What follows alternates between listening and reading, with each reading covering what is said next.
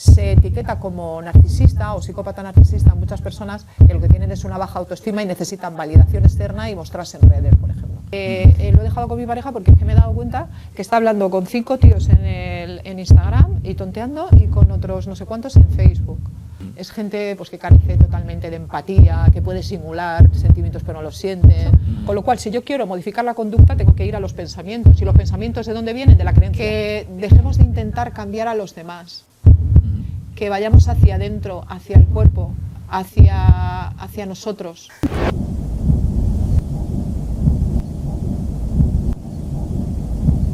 Soy psicóloga, me licencié en psicología, hice un experto en neuropsicología y estoy haciendo pues, formaciones, me gusta mucho dar clases y también pues, tengo pacientes y hago un sistema, que es mi propio sistema, que es un reseteo mental.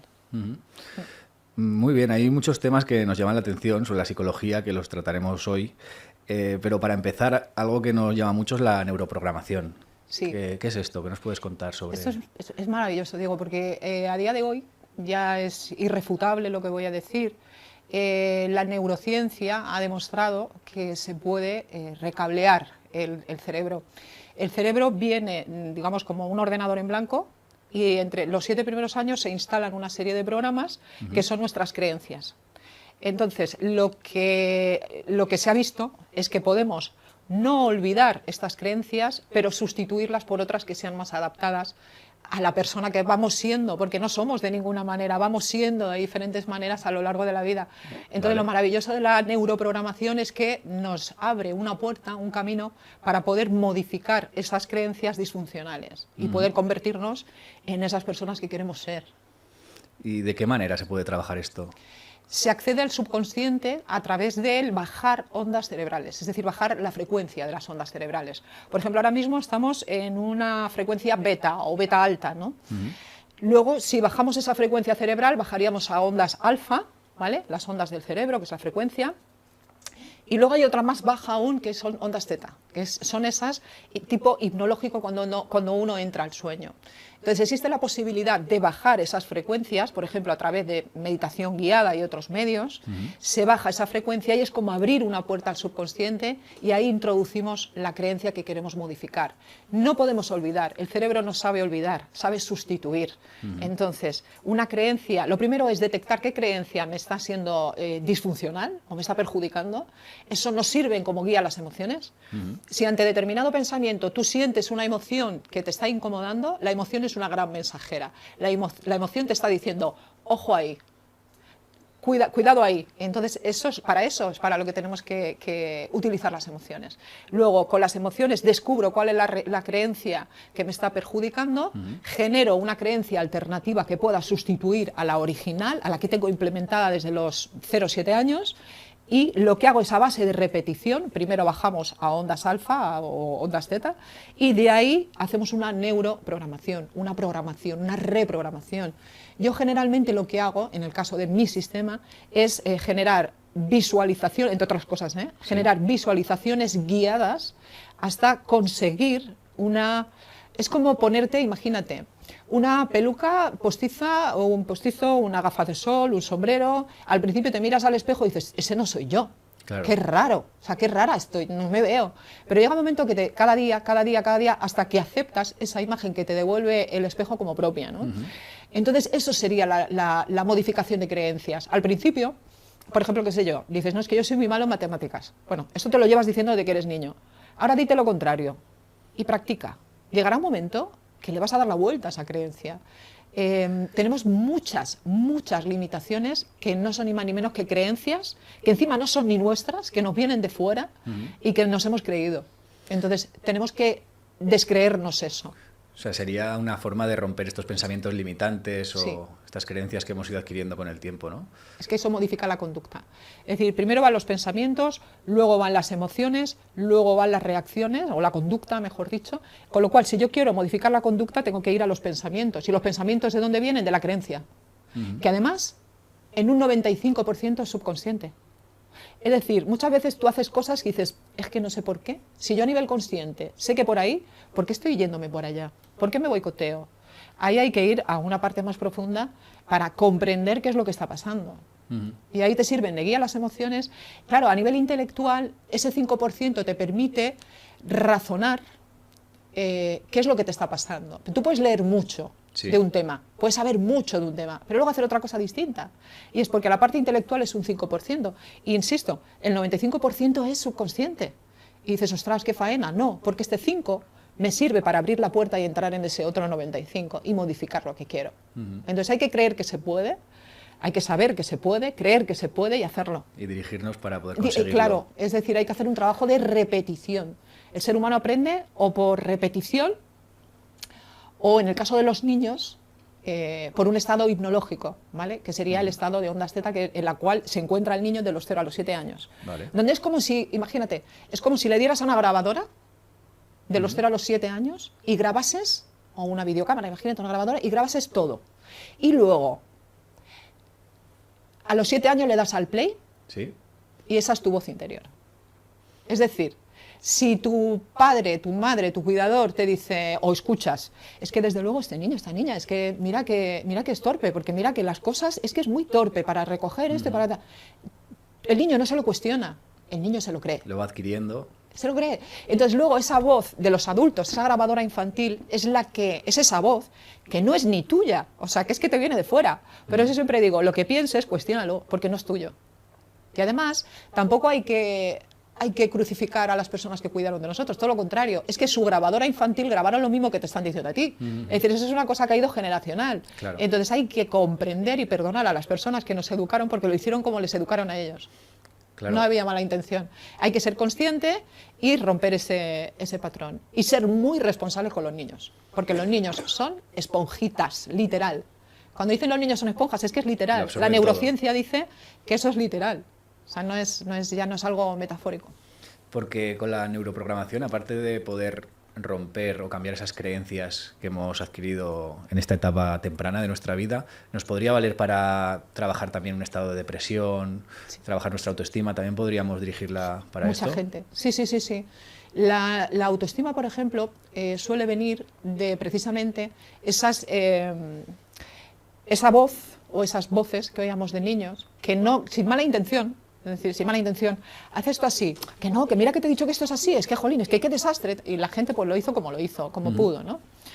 ¿Qué tenemos que hacer ahí? Bueno, pues tenemos que ir al niño interior, a esa parte inconsciente, que es ese niño que vive en las profundidades de uno y que se sintió, en muchos momentos no se sintió como le hubiera gustado sentirse, ¿vale? Entonces tenemos que ir a hacer ese trabajo, muchas veces hay que ir al origen de los orígenes, que es ese niño o esa niña, y hacer ese acompañamiento que no tuvo. Y muchas veces en la vida, en el día a día, tenemos gestos o tenemos actitudes que no son del adulto, son del niño. Cuando algo no sale como uno quiere y te enfadas, o cuando... Ese es el niño. Entonces hay que entenderlo, abrazarlo, comprenderlo y sí, obviamente la neuroprogramación se puede hacer para estados depresivos, porque la depresión, no lo digo yo, esto lo decía Freud, es una agresión vuelta contra uno mismo. Eso lo definía así Freud. Y la depresión suele ser, o personas depresivas suelen ser, aparte tienen un peso, cierto peso genético, pero también son personas que tienen tendencia a mirar al pasado. La mente es un mono loco, ¿vale? Tiene tendencia a mirar al pasado o la gente más ansiosa a mirar al futuro. Entonces, lo que llevan tradiciones milenarias diciéndonos es quédate un poquito en el presente, que es ahora en cristiano, en lenguaje actual, sería haz mindfulness. Es decir, entonces la gente ya suena como mejor, mindfulness, vale. Y ahora la neurociencia dice, es que resulta que la gente que medita, o mindfulness, atención plena, estar presente, tiene la corteza o genera neurogénesis en la corteza orbitofrontal izquierda, que es la que modula en parte o controla, o es el autocontrol, es la zona más evolucionada, hace que seas menos reactivo. Y luego, aparte también de esto, produce más neurogénesis en el hipocampo, que el hipocampo es el de la memoria, y es el que calma la amígdala. La amígdala es el centro de las emociones. Entonces, si yo medito, si tú meditas, si meditamos todos, vamos a llegar a la conclusión, y esto es ciencia, lo que estoy diciendo ahora mismo, que hay más células en el hipocampo, que es el que controla la actividad de la amígdala. Entonces vas a estar menos reactivo, más tranquilo. Vas a tener menos tendencia a irte para atrás y a irte para adelante en el tiempo. Te vas a quedar más en el momento presente, disfrutando de lo que tienes en este instante. ¿Eso sirve para estados depresivos? Claro. Es que la depresión, ¿no te has fijado a veces que hay gente que con 30 años dice, yo cuando era joven, y dices, ¿y ahora qué eres? Claro.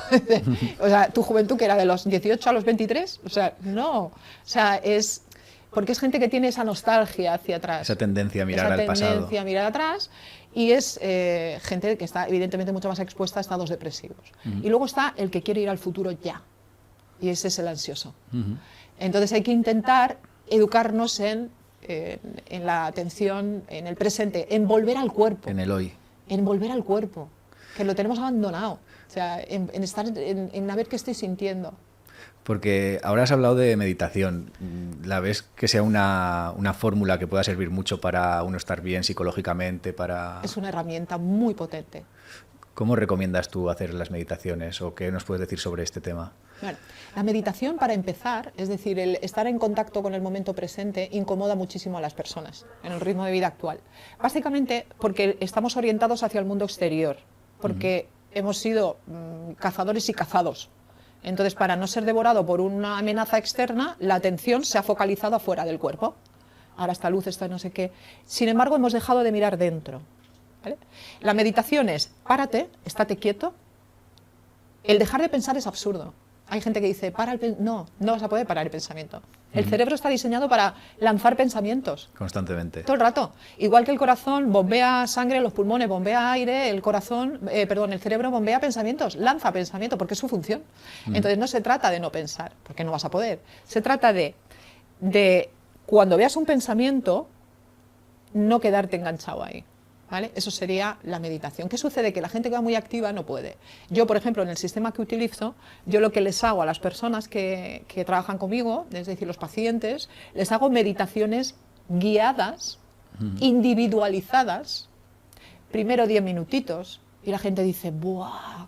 Me he quedado súper relajado, súper relajada. Es que, dicen, no sé si es lo que toca, pero es que casi que entro en sueño. Digo, bueno, si te sirve para bajar las revoluciones, ya es perfecto.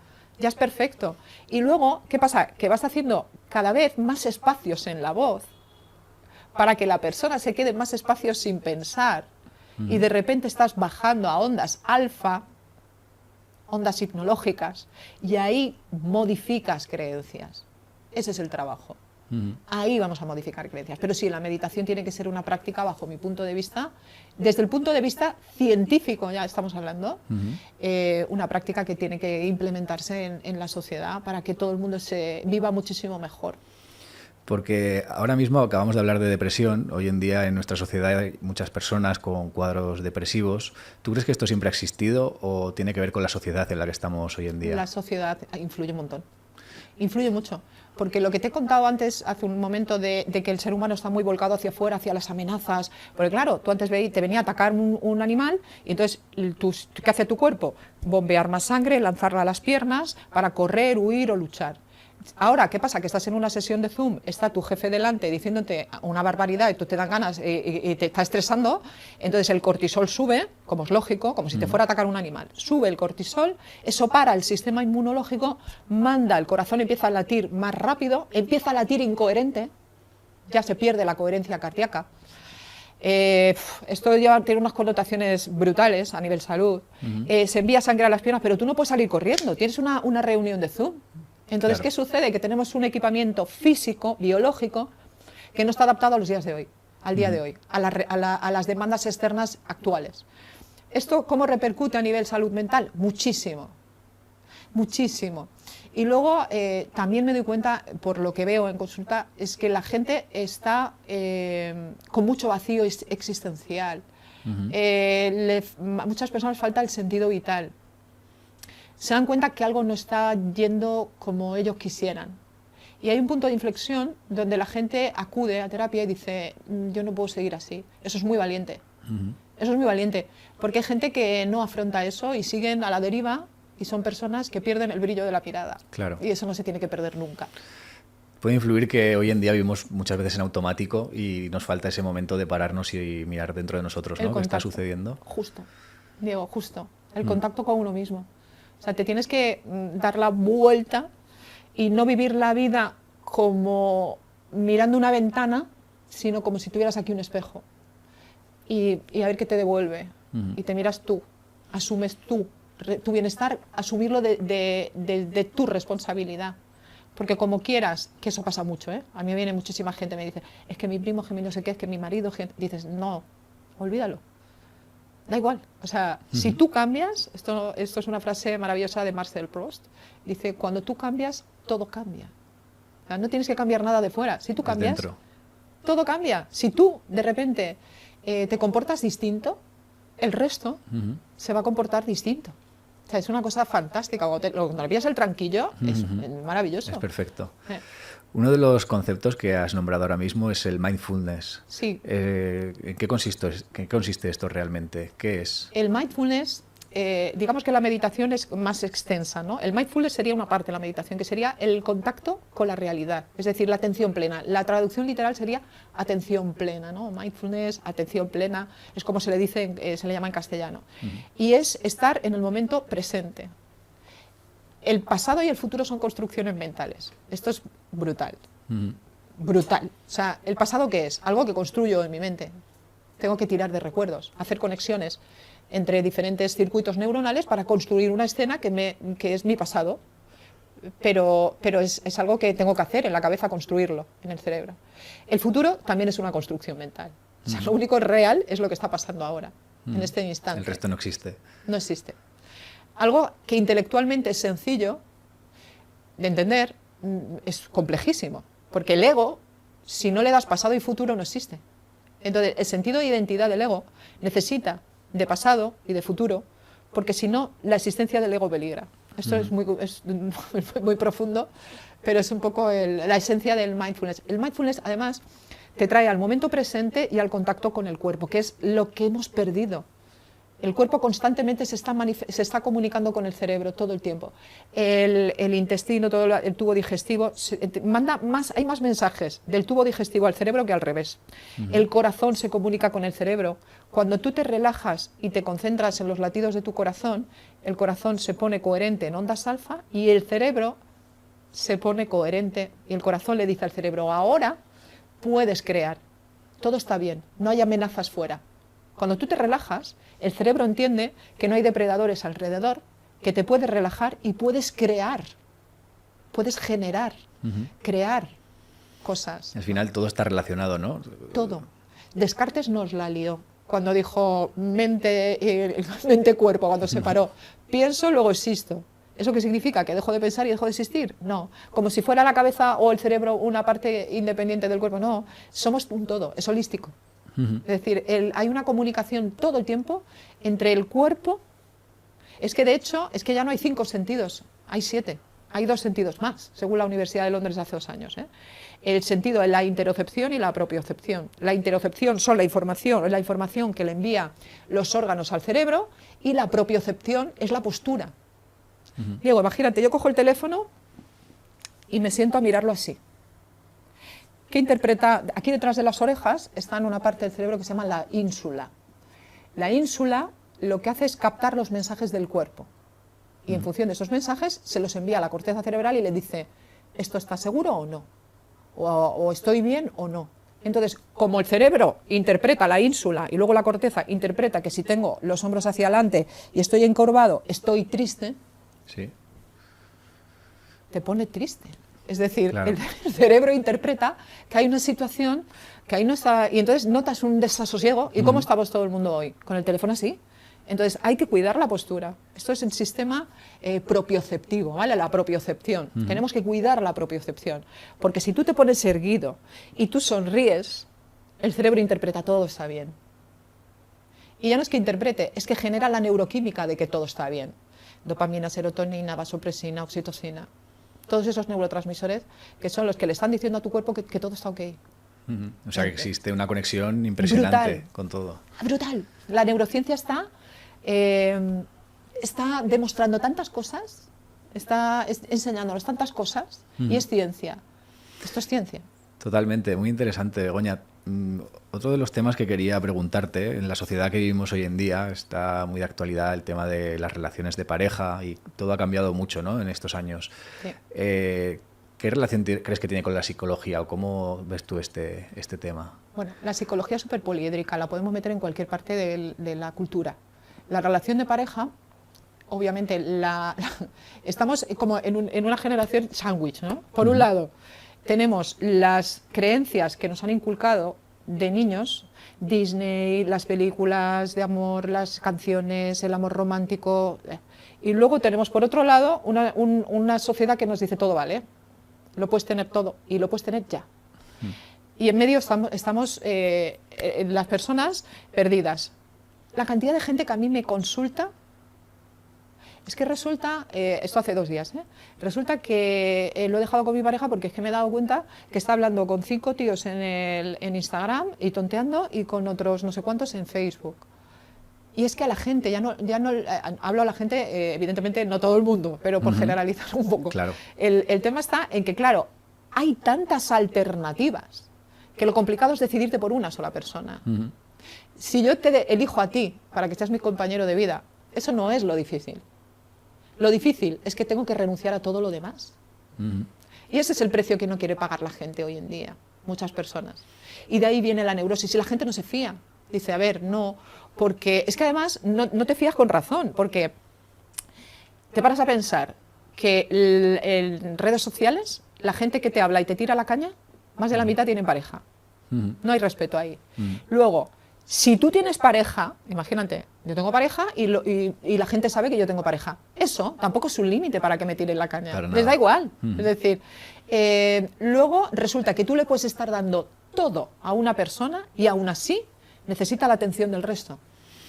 O sea, dices, vamos a ver, yo a ti te adoro, estoy contigo al 200, pero sigues necesitando, la otra persona sigue necesitando la atención de los demás. ¿Qué pasa? Que todo eso hace que las personas cada vez tengan menos ganas de tener una relación de pareja, por un lado, pero luego por otro lado, existe esa tendencia al amor romántico o al vincularte de manera monógama a una persona. Yo siempre digo que todo está bien siempre y cuando sea quórum, cuando haya quórum. Si en una pareja deciden tener una relación del tipo que sea, si los dos están de acuerdo, está bien. Adelante. Claro. Ahora bien, lo que no veo, pero eso es mi opinión, es la traición. O sea, si pactamos algo y tú dejas de cumplir ese pacto, me estás traicionando. Y si me estás traicionando, no puedo confiar en ti. Y yo no puedo dormir al lado de alguien en quien no confío. Es así de simple. Para mí es así de simple. Y los sentimientos pues se dejan aparcados si hace falta, pero no se está, yo no estoy en esa situación. Claro, se ha perdido mucho igual esos valores de lealtad, que una relación de pareja pues tiene que ser importante. Claro. Y también han cogido mucha fuerza aplicaciones de ligar que ponen todo muy a mano, ¿no? Entonces facilita mucho que estas cosas puedan suceder. Sí, nunca ha sido tan fácil ser infiel ni tan fácil que te pillen. Las dos cosas por igual, por supuesto. Entonces, sí, sus luces y sus sombras, sí, a ver, está bien, es una discoteca de moda, Tinder y estas aplicaciones, pero falta honestidad. Hay que ser honesto, haz lo que te dé la gana, pero sin dañar, sé honesto. ¿Cómo ves los celos? ¿Crees que tiene algo positivo? ¿Es negativo? ¿Cómo lo ves tú? Los celos vienen, o creo, es multifactorial, ¿vale? Pero una de las razones es porque tú al otro lo has ensalzado hasta tal punto, es decir, le has dado tanto al otro que te quedas sin amor propio. Entonces el otro lo pones en un pedestal y hace que si tú te has quedado sin amor propio porque se lo has dado al otro, dices, ¿cómo va a estar conmigo esta persona? Es que a la que se vaya por ahí se va a fijar en otro, en otra, y yo no estoy a la altura. Eso es una explicación, hay muchas. Yo siempre digo que la salud mental no se apoya solo en una columna. La catedral de la salud mental no se apoya en una columna, necesita muchos. Mucho más amplio. Y luego el tema de los celos también es un alto componente de la autoestima. Muchas veces se le pide a la pareja lo que crees que no se te dio de niño. Por ejemplo, si tú no te sentías un niño o niña querida, lo que pretendes es que tu pareja cubra ese vacío que todavía llevas arrastrando de tu infancia, ¿no? Y eso no te lo puede dar nadie, porque ese es el amor propio, te lo tienes que dar tú. Tú tienes que ser tu propio refugio. Y tienes que hacer ese trabajo de... Ese trabajo de vamos a sanar esa parte de inseguridad, que es la que hace que, pues que yo viva en tensión. Esos son estilos de apego, ¿vale? Eso es muy largo. Los estilos de apego, tengo para hablar una hora. Pero bueno, a grandes rasgos sería un estilo de apego, por ejemplo, ansioso. Es decir, que necesita todo el tiempo que estén encima de esa persona, todo el tiempo, nunca se siente suficientemente querido. Y entonces es un estilo de apego que viene de la infancia y que eso evidentemente tiene solución y tiene reparación. Y hay que ir a reparar eso, no a cambiar al otro, porque el otro no va a cambiar. Aparte de aplicaciones de ligar, también hoy en día vivimos constantemente con las redes sociales. ¿Crees que esto puede afectar a nuestra salud mental? La exigencia de estar siempre buscando lo idílico. Total. Sí, hay una confusión terrible, porque primero las redes sociales, yo siempre digo que es una gran mentira, ¿no? Ahí ves una fotografía y es perfecto, nadie pone sus miserias en las redes sociales. La gente lo que pone son los momentos amables y si no los tiene se los inventa. Entonces, al final es un postureo tremendo. ¿Qué sucede? Que hay que ser realistas y hay que lanzar el mensaje de que lo que hay en redes sociales es un escaparate y no es real. Cuando tú ves una fotografía, no sabes nada de... No sabes ni siquiera si lo ha hecho la IA a día de hoy. Entonces, es que ya ni siquiera sabes si eso existe. ¿Cuándo se ve...? Por eso este formato tiene tanto éxito, los podcasts. ¿Por qué? Porque se da información de valor y porque no es una foto fija, es un ser humano hablando, contando. Y ahí no hay trampa ni cartón. Ahí es la naturalidad, la espontaneidad de la persona. Pero sí que es cierto que el tema de las redes sociales hacen que se genere una idea errónea, sobre todo en personalidades por formar, de un mundo idílico que no existe, que no es real. Entonces la persona se frustra. Dice, yo quiero tener esta vida y no la tengo. Y hay que lanzar ese mensaje, no es cierto. Eso no es verdad. No es real, ¿no? Genera Todo frustración y genera adicción. ¿Vale? Hay mucha gente que se pega el día scrolleando, mucha gente, horas. Esos son como microbolitas de dopamina, pum, dopamina, tuc, tuc, tuc, como gotitas de dopamina. El cuerpo se vuelve adicto. Fíjate que no he dicho el cerebro, digo el cuerpo. Resulta que las células tienen unos receptores para las sustancias químicas que el cerebro genera, que el cerebro crea. ¿Qué sucede? Que cuando estás scrolleando, tu cerebro está como unas gotitas de dopamina que van cayendo. Las células se vuelven adictas con esos receptores, es decir, van captando en esos receptores la dopamina y te la piden. Es decir, tú estás de repente tan tranquilo en el sofá y dices, se crea una lo hago dependencia. yo, pero si es que lo hago yo. Y yo, lo que pasa es que yo sé cómo va el tema y digo, ni de broma. Y entonces cojo el teléfono, lo pongo lejos y digo, no voy a mirar el teléfono en 3 horas, porque no me da la gana, voy a ver esta película sin mirar el teléfono. Porque el cuerpo te va a provocar un pensamiento que te genere o desencadene esa sustancia a la cual es adicto. ¿Tú no te has fijado que hay gente que vive permanentemente enfadada? Gente que se levanta enfadado es porque su cuerpo está recibiendo todo el tiempo cortisol, por ejemplo, ¿no? Que es la hormona del estrés, del enfado, etc. Entonces se levanta por la mañana, abre los ojos, no sienten nada y su cuerpo está adicto, sus células comunican al cerebro, quiero dopamina, quiero cortisol, y entonces el cerebro empieza a generar pensamientos que provoquen esas emociones, que generen ese... Es que es acojonante, está todo súper conectado. ¿Sobre esto podríamos trabajar también? Sí, claro. Es decir, tomar conciencia del cuerpo para ver qué pensamientos me está enviando el cerebro para calmar al cuerpo. Entonces, desintoxicarnos de esto. Al principio es hiper raro, porque al principio es un síndrome de abstinencia total. O sea, es como el cuerpo te lo pide. Entonces luego está la mente que le dice al cuerpo, no, ni de broma, aquí mando yo. Y entonces desacostumbras, deshabitúas al cuerpo de esa adicción a esas sustancias neuroquímicas que lo tienen enganchado. Entonces, claro que se trabaja. Prácticamente el ser humano tenemos unas posibilidades y el cerebro todo el tiempo quiere que lo reeduquemos. Todo el tiempo. Es importante divulgar estos mensajes de que se puede hacer tanto trabajo sobre la psicología porque puede cambiar nuestra vida por completo, ¿no? Absolutamente. Porque el origen de los problemas psicológicos, ¿qué porcentaje dirías que tiene de genética o del ambiente o de lo que hemos vivido en esos primeros años? Tiene peso ambos, la genética y el ambiente. Pero luego está la epigenética, que la epigenética es la expresión de la modificación de los genes con el estilo de vida. O sea, a ver, tú, la genética es como las cartas que te han tocado. Tú imagínate una partida de póker y te tocan unas cartas. Si tú las das la vuelta, eso es tu genética. Pero como tú las juegues, es tu epigenética. ¿Vale? Es decir, vale, yo puedo venir con muy malas cartas a este mundo, pero jugarlas de miedo y ganar. ¿Vale? Eso es la genética. Y en problemas psicológicos, sí, tiene peso la genética. Pero con la epigenética lo puedo voltear eso. Y el ambiente muchísimo. Los problemas psicológicos vienen muchísimo es tan multifactorial, lo que he dicho hace un rato, ¿no? Sí. La salud mental es una catedral tan grande que en una columna yo no la puedo sostener. Hay muchas razones. Claro, abarca mucho. Porque, ¿qué es un trauma? ¿Cómo podríamos también Un trauma, trabajar sí, sobre ellos? Sí, bueno, hay un montón de técnicas, el MDR, bueno, ya un trauma requiere un tratamiento mucho más específico, no tan holístico como lo que yo suelo hacer. Pero sí, un trauma es un episodio, un recuerdo que te genera una emoción negativa solo con evocarlo. De mayor o menor calado, de mayor o menor intensidad, pero es algo que cuando te viene a la mente te genera una química negativa y desagradable, claro. ¿Siempre hay garantías de éxito para poder superar los traumas?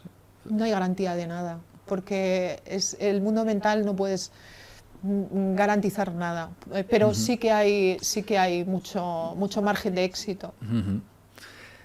Hablando también de psicología, también existen medicamentos que se pueden hacer uso para solucionar problemas psicológicos o para lo que sea. ¿Qué opinas sobre la medicina y la psicología? Bueno, está la psiquiatría, que es el especialista que receta medicamentos pues, para trastornos de psiquiátricos y demás. Yo soy una persona que evito no es que esté en contra, pero creo que hay que hacerlo con muchísima cabeza. Es decir, cuando una persona requiere una contención, porque tiene un episodio vital hiperestresante, pues se le da esa contención y mientras solucionamos a nivel psicológico todo ese proceso que hay que solucionar, esa contención inicial lo veo bien la medicación. Ahora bien, España estamos en primera posición en toda Europa en consumo de benzodiazepinas, ¿vale? Ansiolíticos. Las personas buscan la paz interior en química y eso no se puede. No, porque se consigue, lo que sucede cuando uno toma este tipo de sustancias, las benzodiazepinas, es que se genera habituación a la sustancia y cada vez necesitamos más. Es decir, si tú te tomas un diazepam 0,25, dentro de un mes no te hace nada, vas a necesitar 0,5. Crea una dependencia. Claro, pero ya no es que vas a depender toda la vida de una sustancia, es que cada vez tu cuerpo va a requerir más de esa sustancia. Claro. Generas tolerancia. Entonces, bajo mi punto de vista, hay que encontrar la paz de otra manera. No puede ir alguien a trabajar por la mañana tomándose una benzodiazepina porque le calma a su jefe y se pone nervioso. O sea, no. O sea, tenemos que trabajar en qué es lo que te pone nervioso. Claro. No en poner una tirita ahí. Es que yo no soporto a mi jefe, es que es verlo y es que me descompongo. Y se toman una Claro, sería como un parche, ¿no? Si no ponemos ese trabajo, un parche. Sería un parche. Pero es que un parche y el agujero cada vez es mayor. Entonces cada vez va a ser más difícil de contener. No sería una solución a largo plazo ni mucho menos. Ni de broma. Ni a corto tiene que ser en un momento donde haya un episodio vital, estresante, puntual, para contener a la persona en el momento en el que se está pasando ese episodio y después ir dejándolo enseguida que se pueda para sanar esa parte a través de la terapia. ¿Crees que la clase social, nuestra raza, el sitio donde nacemos, la cultura que vivimos también influye mucho en la psicología que desarrollamos? Total. En nuestra persona. La psicología de las masas, sí, de los pueblos, o sea, las costumbres, influye muchísimo el donde uno nace, en cómo se desarrolla su psique. Por esto que hablábamos de la grabadora infantil, hay una herencia brutal en costumbres, en cosas que socialmente están aceptadas en una cultura, en otra no. Entonces, sí, hay un peso importantísimo en la cultura, en el ambiente. Dentro de la psicología existen, no sé si sería patrones o personalidades. Por ejemplo, una pueden ser los narcisistas o psicópatas. ¿Qué rasgos característicos tiene la psicología de estas personas? Mira, yo cuando hice la carrera, cuando estudié la carrera de psicología, el psicópata te pone los pelos de punta. Pero a mí, lo que de verdad me impactó es una cifra que leí, y es la cantidad de psicópatas, según la APA, la Asociación de Psiquiatría Americana, en torno al 4% de la población. Eso significa que si tú conoces imagínate los cientos de personas que tú conoces, Claro. pues 4 de cada 100 son psicópatas. Sucede que, claro, tenemos la idea del psicópata como el que asesina en serie. No. Sí. El psicópata es el que dirige un país, el que dirige un banco, el que, en fin, ahí el psicópata puede estar, y de hecho están la mayoría, y los más peligrosos, integrados totalmente en la sociedad, ¿no? Los rasgos psicopáticos es brutal. O sea, hay una anécdota que te cuento rápido, que cuando yo estudiaba este tema en concreto, vi un documental, lo vi porque me apetecía a mí, sobre psicopatía, o sea, no era algo que tuviera que hacer porque me lo exigiera la carrera, sino lo hice. Vi un documental, el mayor experto mundial en psicopatía, ¿vale? El tío norteamericano. Resulta que se dio cuenta de que en escáneres cerebrales se fue a una prisión de estas de alta seguridad en Estados Unidos, donde está el corredor de la muerte, se llevó una máquina de resonancia magnética funcional que mide la actividad del cerebro, metió en la máquina a varios psicópatas y entonces se dio cuenta que tenían como una ruta neuronal diferente, había como una parte de conexión entre lo que era la amígdala y el córtex prefrontal que era distinto a sujetos control que no eran psicópatas. ¿Qué pasa? Que para hacer este tipo de experimentos necesitas sujetos control, es decir, el tío tiró de su familia, ¿vale? Entonces, de familia, amigos, tal, y él también, o sea, y de repente, pues pone las diferentes escáneres y se da cuenta que en los sujeto control hay uno que tiene el mismo circuito cerebral que un psicópata, y dice, ostras, hay un sujeto control que cumple el circuito cerebral del psicópata, y era él, el mayor... Sí. El tío flipó, el mayor experto mundial de estudio de la psicopatía tiene circuito neuronal psicopático. De ahí le venía la inquietud por estudiar este tipo de patrones mentales. Y va al hombre y habla con su madre. Y le dice a su madre, sí, de niño eras un niño muy particular, nos dábamos cuenta que dañabas a los animales, que a veces, es que me pone la piel de gallina cuando lo pienso, pero es que el ambiente influye, que hablábamos antes, muchísimo. Este chico, este hombre, había caído en una familia tan maravillosa y tan estructurada que se había hecho científico. Y si este hombre llega a caer en una familia disfuncional, estaría en el corredor él. Hubiera cogido otro camino y hubiera sido totalmente diferente. Entonces, el mundo de la psicopatía es muy apasionante. Es gente pues, que carece totalmente de empatía, que puede simular sentimientos pero no los sienten. Está el psicópata primario, el psicópata que es el que nace ya, es todo un mundo. ¿Dirías que es fácil detectar a un psicópata? No, son súper inteligentes, hiperinteligentes. Pueden fingir sentimientos cuando no los tienen, pasan desapercibidos. Hay una técnica, no va a funcionar al 100%, pero te puede dar indicios. Mira, una cosa que les falta a los psicópatas son las neuronas espejo. ¿Vale? Es decir, carecen o tienen muy poca o menos cantidad de neuronas espejo, que son las que hacen que cuando tú ves a una persona, para conectar con esa persona, el lenguaje no verbal, tu cerebro te mueves igual, en fin, bien, las neuronas espejo. Bueno, pues ellos tienen eso. ¿Qué pasa cuando yo bostezo o tú bostezas? Que por las neuronas espejo se contagia el bostezo. Un psicópata no. No tiene estas neuronas ni... Como tiene menos, es menos probable que se contagie. Entonces tú me decías, ¿se puede detectar un psicópata? Es muy complicado. Pero bueno, esto podría ser un indicio. Si de repente haces así, pegas un bostezo y el de alante no lo cual no quiere decir que cada vez que bostecemos y el de alante no bosteces al psicópata, no hagamos pero te hemos entendido, esa inferencia. Pero sí, es algo que yo leí en un estudio. Y era muy curioso porque hablaba de esto, de que tenían menos cantidad de neuronas espejo y que una manera de poner a prueba era esa. Sería esta. Sí. ¿Los narcisistas serían un tipo de persona psicópata? Bueno, el narcisista existe el psicópata narcisista, el narcisista, sí. El narcisista carece de empatía, es capaz también de fingir emociones. En fin, está muy de moda ahora el término psicópata narcisista.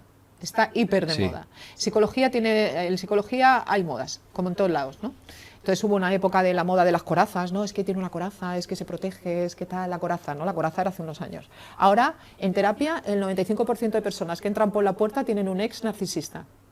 Y tú dices, ¿eso será así? No, es que está de moda el término. Claro. Ahora hay un montón de gente hablando en redes del psicópata y el narcisista y el psicópata. A mí no me gustan las etiquetas. Entonces yo intento no encasillar a la gente porque la limitas cuando la encasillas. Claro, además cada persona es un mundo, ¿no? No puedes... Claro, se confunde mucho porque ahora la gente es muy ególatra, que no es lo mismo que narcisista o psicópata, ¿vale? ¿Qué significa esto? O es un caldo de cultivo ahora mismo muy grande para este tipo de personalidades más exhibicionistas por redes sociales. Si yo pongo una foto mía en bikini, tengo más probabilidades de tener likes que si la pongo en chándal, ¿vale? ¿Qué pasa? Que hay gente que basa su autoestima precisamente en esos likes. ¿Qué pasa? Que cada vez la gente se expone más y entonces se promueve este tipo de personalidad exhibicionista, narcisista, esa necesidad de validación externa todo el tiempo, de que los demás te digan, te refuercen esa autoestima, que es una idiotez, que te refuerce nadie tu autoestima, eso es algo que tienes que trabajarte tú. Desde dentro. Desde dentro. Pero es en las creencias erróneas que están circulando y entonces por eso se etiqueta como narcisista o psicópata narcisista a muchas personas que lo que tienen es una baja autoestima y necesitan validación externa y mostrarse en redes, por ejemplo. El narcisista es el que, y yo creo que, bueno, hay dos rasgos que no fallan. Uno, no le va a conmover tu dolor, le va a dar igual. En este sentido, carece de emociones. Le da igual, carece de empatía. No le importa. Carece de empatía.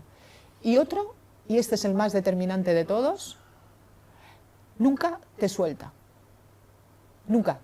O sea, tú lo dejas, dices, ya no aguanto más, va a lanzar el órdago de toda la artillería pesada para no perderte, porque necesita tenerte debajo su yugo.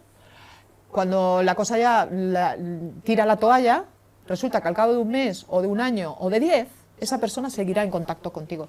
No te suelta. Ese es el psicópata narcisista, puro.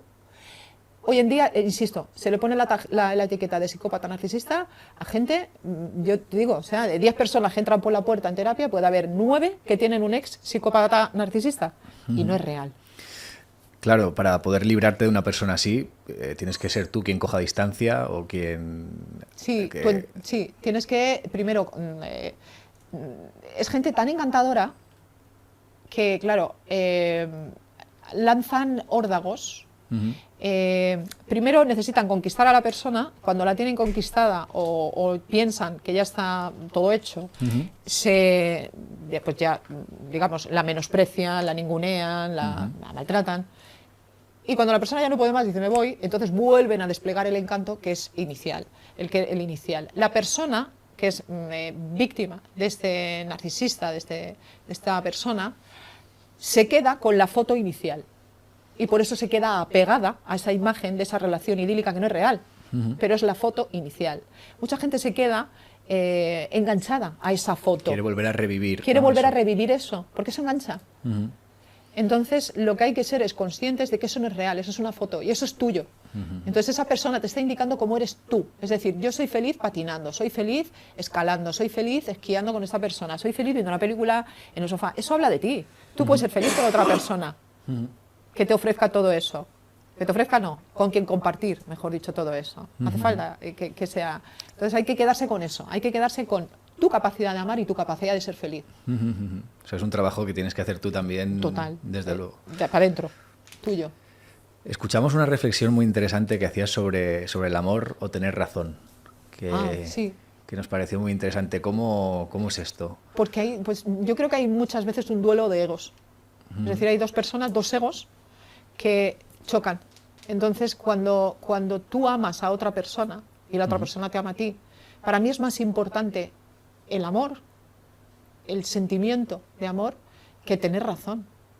O sea, tener razón, tú tienes tus razones, yo tengo las mías, y no hay nada ni bueno, ni malo, ni sí. Y bueno, ese reel, no sé, un montón de comentarios, 500, 600, no sé, gente enzarzándose. No, la razón no es relativa. La razón, bueno, cada uno puede opinar lo que quiera, pero la razón va a depender de tus creencias, tus razones dependerán de tus creencias y mis razones de las mías. Claro. Entonces, si yo estoy enamorada de ti, yo te quiero. Yo hay una frase que creo que hay que aplicarse, es decir, cuando una pareja está enzarzada en una discusión, decirle al otro, a ver, para. ¿Nos vamos a separar por esto? Y el otro dice, no, hombre, no, pero pues solamente estamos discutiendo, ¿cómo no vamos a separar por esto? Esto es una tontería, ¿cómo vas a pasarnos por...? Bueno, ¿y si es una tontería? ¿Por qué estamos discutiendo? ¿Por qué le estamos dando tanta importancia? Claro. ¿No? Entonces, ¿es importante tener razón? No, no es importante. Es que, de hecho, no somos de una determinada manera, vamos siendo a lo largo de la vida. Y lo que ahora me parece que es razonable, dentro de 10 años no. Y yo no soy la misma persona de hace 10 años porque voy evolucionando, afortunadamente. Sí. Muy interesante, Begoña, todo esto que nos has contado. Ha sido un placer. No sé si hay alguna cosa más que quieras decir, algún mensaje que quieras enviar. Bueno, el que las personas sean conscientes de que tienen un gran trabajo que hacer, pero consigo mismos. Que dejemos de intentar cambiar a los demás. Que vayamos hacia adentro, hacia el cuerpo, hacia nosotros. Que intentemos construir una sociedad en colaboración, en cooperación y no en competición. Que estamos diseñados biológicamente para compartir y no para competir. Y nada, y eso, que llegue a ayudar a la mayor cantidad de gente posible a que esté mejor. Seguro que sí, Begoña. Muchas gracias por todo. Un placer. Gracias a ti. Un placer.